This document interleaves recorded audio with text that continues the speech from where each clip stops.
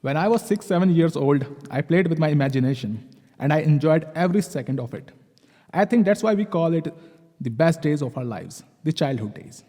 But that was more than 2 decades ago. Today, the time has changed exponentially. Human greed has become unstoppable. Coding was once an adult's choice. Today, it is becoming capitalism's choice. And their favorite target audience is our kids. Hello, everyone. My name is Ankit Barthwal. Welcome to the podcast. Joining me is Ambuj Bhatnagar, Assistant Vice President at Barclays Bank. He has been associated with the world of data and analytics for the past 7 years, done his certification in blockchain from University of Oxford, and is currently spreading knowledge about the jobs of future. He's also working as a consultant for a homegrown education platform, EduBoard Innovation Labs, that is working towards making education joyful, playful, and soul satisfying. Their mission is to make quality education digital so that it can reach remote corners of the world. Welcome, Ambuj. Hey Ankit, it's good to be on your show. And I think listening to this intro, it seems I will be sending this snippet to my manager. Congratulations on starting your podcast. It's been a pleasure talking to you always on different topics. But I think it's good to be in a formal setup and then discussing a personal favorite topic. So, Ambuj, I once read coding is the language of the future. From data scientist to cloud computing, there are more jobs in the coding based industry than in any other industry. So, what do you think? Yeah, I think it's a very good question, Ankit. So for working in an IT industry, you need to know some kind of software, some kind of coding language. But if I talk about the broader topic, so I do not want to associate the demand with only coding. I'll say that in the years to come, familiarity with the digital technology and skills of working in tandem with the machine will become more and more prominent for people to get employed and earn good living. For example, person who is working in tourism industry, who knows computer, who knows how to market stuff on digital platforms, will be much more employable than a person who only knows how to cater to the guests coming into the hotel.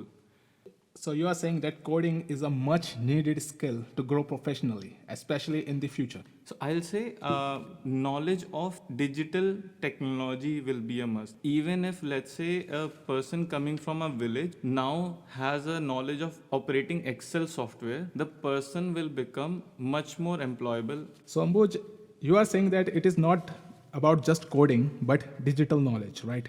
I'll quote one report by World Economic Forum, which is quote named as Jobs of Future 2020. In the increasing demand, on the first is data analytics and scientists. Second is AI and machine learning specialists. Third is big data specialists. So yes, one of the booming skills in the future will be data driven. So let's talk about cloud computing for running a service online, let's say. In the decreasing demand skills, mostly are repetitive works like the factory workers.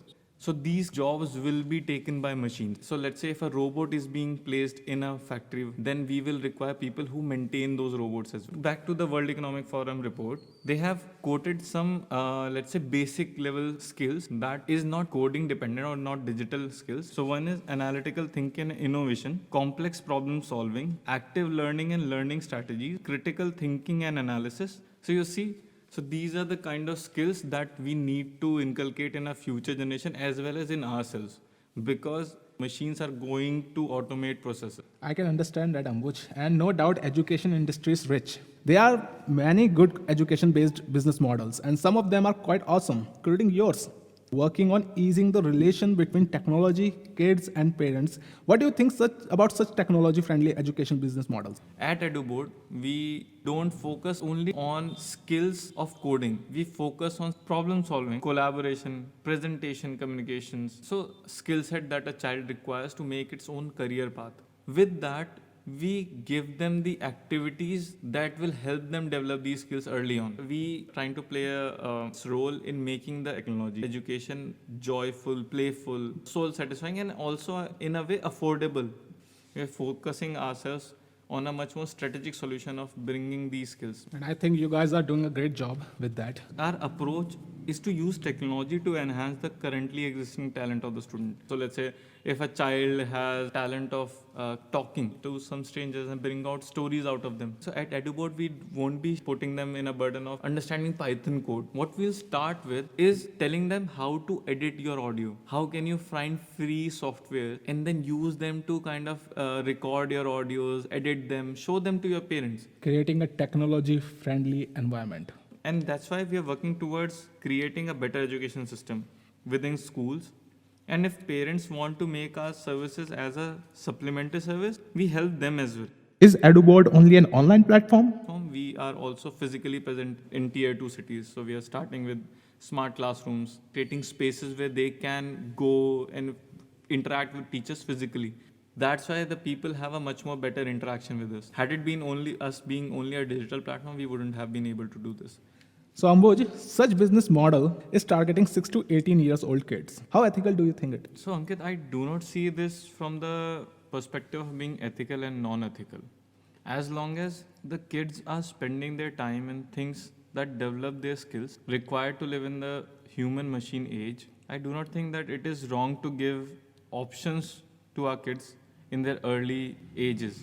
Do you think a 6 to 12-year-old kid needs any sort of familiarity with coding? You have so many students coming out of schools and colleges. And because digital or IT domain is one of the booming sectors, coding is being thrown out in the open as one of the tactical solutions. However, a strategic approach will be to provide kids with basic level skills that will help them make their own career path. If we are just only introducing them to the coding concepts like loops, algorithm, data, rows, variables. So these are small terminologies that will help them code using whatever the language that is popular at that time. Don't you think startups like Whitehead Junior are trying to catalyze the blistering competitive coding industry by making absurd claims like your kid can code a spaceship in 46 minutes in their advertisements? It is totally misleading, if not false. What do you think, Ambuj? So I'll not comment on specific company. According to a government's education dashboard, there are 15 lakh schools in India, out of which only 20% are private schools. And these 20% schools host 50%, that is 12 crores of the total student population. So it doesn't mean that we have 15 lakh schools, that our education system is also A class. Even the students from the wealthiest households suffer huge learning gaps. Now, this kind of gap gives the education tech, let's say, companies a space to play around. And if you look at the number, there are over 4,500 active education tech startups. Why? Because the massive adoption of online education post the outbreak of pandemic given a boost to these startups. Because of the sheer competition to capture these markets, companies are trying all the methods, channels at their disposal to lure customers. And everyone knows insecurity sells like hotcakes. So parents, digitalize your kids. Help them turn their imagination into something innovative. And kids, we don't need another Bill Gates or Mark Zuckerberg. We already have one. But we need you to follow your dreams. Crave your own path, be yourself. And don't let anyone sell you a dream. To call the day on our very first episode of the A&K podcast. Thank you, Ambuj, for your time and sharing your valuable experience and thoughts here. And to our listeners, I'll be back again with new content, new guests from different corporate industries to have some chit-chat and learn more from their experience. Don't forget to subscribe, follow, like, or comment if you like our content. Adios, amigos.